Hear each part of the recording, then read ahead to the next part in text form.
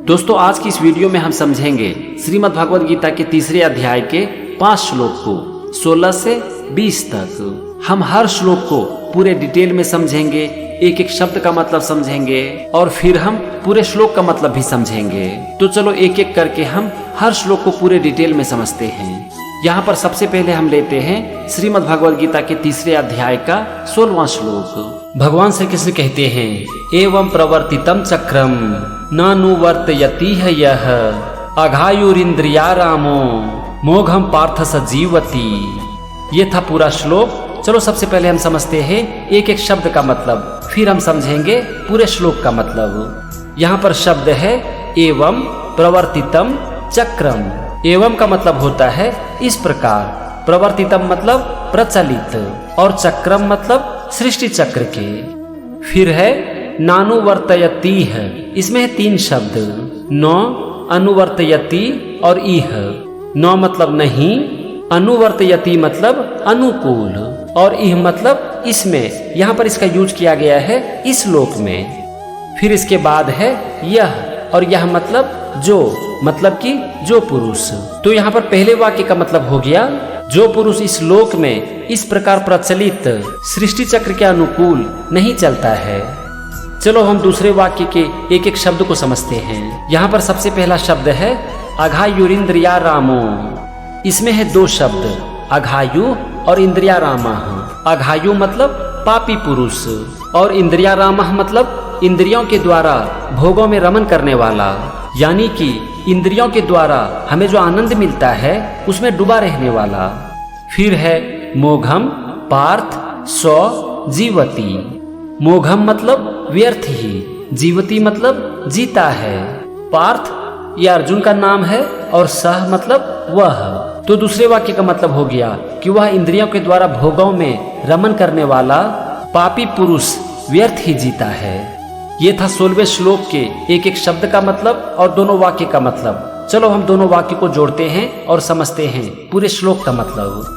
भगवान श्री कृष्ण अर्जुन से कहते हैं कि हे पार्थ, जो पुरुष इस लोक में इस प्रकार प्रचलित सृष्टि चक्र के अनुकूल नहीं जीता है, वह इंद्रियों के द्वारा भोगों में रमन करने वाला पापी पुरुष व्यर्थ ही जीता है।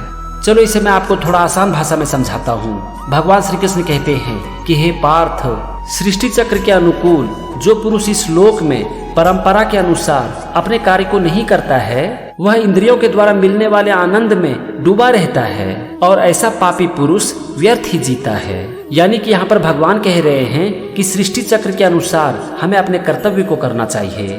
कहने का मतलब हुआ कि हमारा जो कर्म है, सही कर्म, हमें वो करना चाहिए। अगर हम ऐसा नहीं करते हैं और सिर्फ हम भोग और विलास में डूबे रहते हैं तो हम एक पापी पुरुष कहलाएंगे और एक पापी पुरुष का जीना व्यर्थ है। ये था श्रीमद् भगवद गीता के तीसरे अध्याय का 16वां श्लोक और उसका मतलब। चलो अब हम समझते हैं इसी अध्याय का 17वां श्लोक। भगवान श्री कृष्ण कहते हैं, यस्त्वात्मरतिरेव स्यादात्म तृप्तश्च मानवः आत्मन्येव च संतुष्टः तस्य कार्यम न विद्यते। चलो हम एक एक शब्द का मतलब समझते हैं, तब हमें पूरे श्लोक का मतलब अच्छी तरह से समझ में आएगा। यहाँ पर सबसे पहला शब्द है यस्त्वात्मरतिरेव। इसमें है 4 शब्द, यह, तू, आत्मरति और एव। यह मतलब जो, तू मतलब परंतु, आत्मरति मतलब आत्मा में रमन करने वाला और एव मतलब ही। इसके बाद दूसरा शब्द है स्यादात्म तृप्तश्च। इसमें यहाँ पर 3 शब्द है, स्यात, आत्मतृप्तः और च। स्यात मतलब हो, आत्मतृप्तः मतलब आत्मा में ही तृप्त और च मतलब और। इसके बाद है मानवः मतलब मनुष्य। तो यहाँ पर पहले वाक्य का मतलब हो गया परंतु जो पुरुष आत्मा में ही रमन करने वाला और आत्मा में ही तृप्त हो। आते हैं दूसरे वाक्य पर और यहाँ पर शब्द है आत्मन्येव च।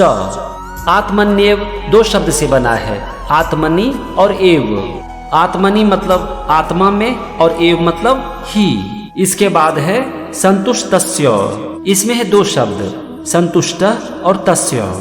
संतुष्ट मतलब संतुष्ट और तस्य मतलब उसके लिए। फिर है कार्यम न विद्यते।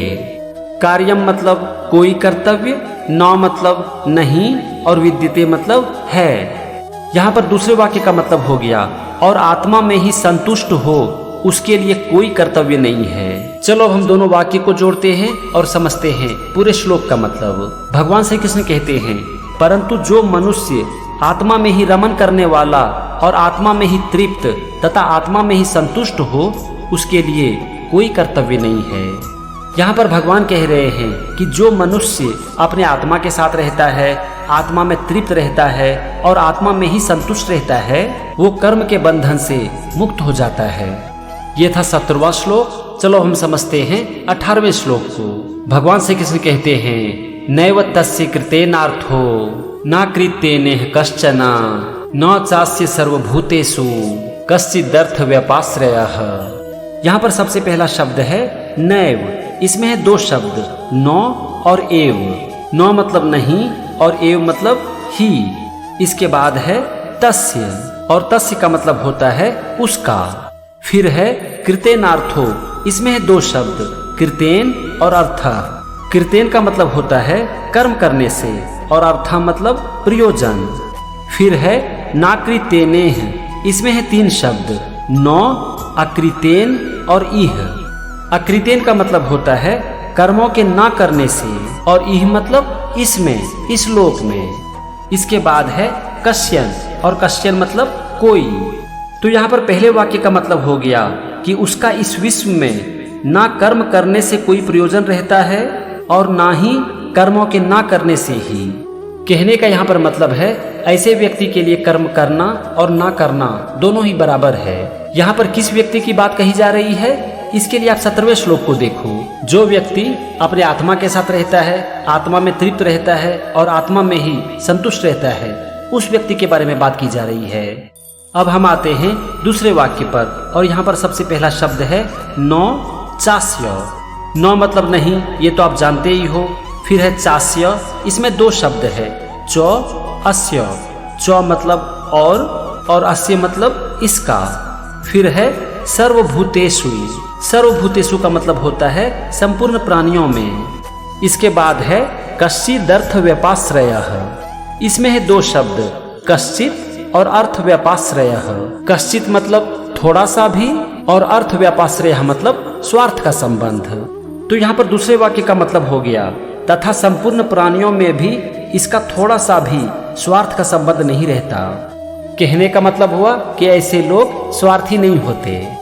हमने दोनों वाक्य को समझ लिया, एक एक शब्द को भी समझ लिया। चलो अब हम समझते हैं पूरे श्लोक का मतलब। भगवान श्री कृष्ण अर्जुन से कहते हैं कि हे अर्जुन, उस महापुरुष का इस लोक में न तो कर्म करने से कोई प्रयोजन रहता है और ना ही कर्म ना करने से कोई प्रयोजन रहता है और संपूर्ण प्राणियों में भी इसका थोड़ा सा भी स्वार्थ का संबंध नहीं रहता। यहाँ पर भगवान श्री कृष्ण कह रहे हैं कि जो व्यक्ति आत्मा के साथ रहते हैं, आत्मा में तृप्त रहते हैं और आत्मा में ही संतुष्ट रहते हैं, ऐसे व्यक्ति का इस लोक में कर्म करना और कर्म ना करना दोनों ही बराबर है। क्योंकि ऐसे महापुरुष कर्म के बंधन से मुक्त हो जाते हैं, क्योंकि वो खुद के बारे में नहीं सोचते और उनमें थोड़ी सी भी स्वार्थ की भावना नहीं होती है। ये था 18वां श्लोक। चलो हम समझते हैं 19वें श्लोक को। भगवान श्री कृष्ण कहते हैं, तस्माद सक्तः सततम कार्यम कर्म समाचर असक्तो ह्याचरण कर्म परमाप्नोति पुरुषः। यहाँ पर सबसे पहला शब्द है तस्माद सक्तः। इसमें दो शब्द है, तस्मात और असक्तः। तस्मात का मतलब होता है इसीलिए और असक्तः मतलब आसक्ति से रहित होकर। आसक्ति का मतलब होता है मोह। फिर है सततम कार्यम कर्म समाचर। सततम का मतलब होता है निरंतर। कार्यम और कर्मम का मतलब हो गया कर्तव्य और कर्म को, और समाचार मतलब भली भांति करता रहो। तो यहाँ पर पहले वाक्य का मतलब हो गया इसीलिए तू निरंतर आसक्ति से रहित होकर कर्तव्य कर्म को भली भांति करता रहो। चलो हम दूसरे वाक्य को समझते हैं। यहाँ पर सबसे पहला शब्द है असक्तः और असक्तः मतलब आसक्ति से रहित होकर, यानी कि मोह से रहित होकर। इसके बाद है ह्याचरण कर्म। इसमें है तीन शब्द, ही, आचरण और कर्म। ही मतलब क्योंकि, आचरण मतलब करता है और कर्म मतलब कर्म। फिर है परमापनोति और इसमें है दो शब्द परम और आपनोति। परम का मतलब है परमात्मा को और आपनोति मतलब प्राप्त करता है। और अंतिम शब्द है पुरुषः और पुरुषः मतलब मनुष्य। तो यहाँ पर दूसरे वाक्य का मतलब हो गया क्योंकि आसक्ति से रहित होकर कर्म करता हुआ मनुष्य परमात्मा को प्राप्त करता है। चलो अब हम दोनों वाक्य को जोड़ते हैं और समझते हैं पूरे श्लोक का मतलब। भगवान श्री कृष्ण अर्जुन से कहते हैं कि हे अर्जुन, तुम मोह को त्याग कर निरंतर अपने कर्म को करते रहो, क्योंकि जो मनुष्य मोह को त्याग कर अपने कर्म को करता है वो परमात्मा को प्राप्त कर लेता है। यह था श्रीमद् भागवत गीता के तीसरे अध्याय का 19वां श्लोक। चलो हम समझते हैं इसी अध्याय का 20वां श्लोक। भगवान श्री कृष्ण कहते हैं कर्म नैव ही संसिद्धिम आस्थिता जनकादयः लोक संग्रह में वापी संपश्यन कर तुमर्हसि। चलो सबसे पहले एक एक शब्द को समझते हैं और यहाँ पर सबसे पहला शब्द है कर्म नैव। इसमें है दो शब्द कर्मणा और एव। कर्मणा का यहाँ पर मतलब है आसक्ति रहित कर्म द्वारा, यानी कि बिना मोह का काम, और एव मतलब ही। फिर है संसिद्धिम आस्थिता। इसमें है दो शब्द संसिद्धिम और आस्थिता। संसिद्धिम मतलब परम सिद्धि को और आस्थिता मतलब प्राप्त हुए थे। फिर है जनकादयः और यहाँ पर जनकादयः का मतलब है जनक जैसे राजा और ज्ञानी जन। तो यहाँ पर पहले वाक्य का मतलब हो गया कि जनक जैसे राजा और ज्ञानी जन भी आसक्ति रहित कर्म के द्वारा ही परम सिद्धि को प्राप्त किए थे। चलो अब हम आते हैं दूसरे वाक्य पर और यहाँ पर सबसे पहला शब्द है लोक संग्रह में वापी। इसमें है तीन शब्द लोक संग्रम, एव और अपि। लोक संग्रह का मतलब होता है लोक संग्रह को, यानी कि दुनिया की व्यवस्था को। एव मतलब ही और अपि मतलब भी। इसके बाद है संपश्यन कर तुमर्हसि। इसमें है तीन शब्द संपश्यन, कर्तुम और अर्हसि। संपश्यन मतलब देखते हुए, कर्तुम मतलब कर्म करने को, और अर्हसि मतलब योग्य है, उचित है। तो यहाँ पर दूसरे वाक्य का मतलब हो गया इसीलिए लोक संग्रह को देखते हुए भी तुम कर्म करने को ही योग्य है, यानी कि इस संसार की व्यवस्था को देखते हुए भी तुम्हें कर्म ही करना चाहिए। ये था एक एक शब्द का मतलब, दोनों वाक्य का मतलब। चलो अब हम समझते हैं पूरे श्लोक का मतलब। भगवान श्री कृष्ण अर्जुन से कहते हैं कि हे अर्जुन, जनक जैसे राजा और ज्ञानी जन भी अपने मोह को त्याग कर कर्म के द्वारा ही परम सिद्धि को प्राप्त किए थे। इसीलिए लोक संग्रह को देखते हुए तुम भी कर्म को ही करो, क्योंकि कर्म करना ही तुम्हारे लिए उचित है।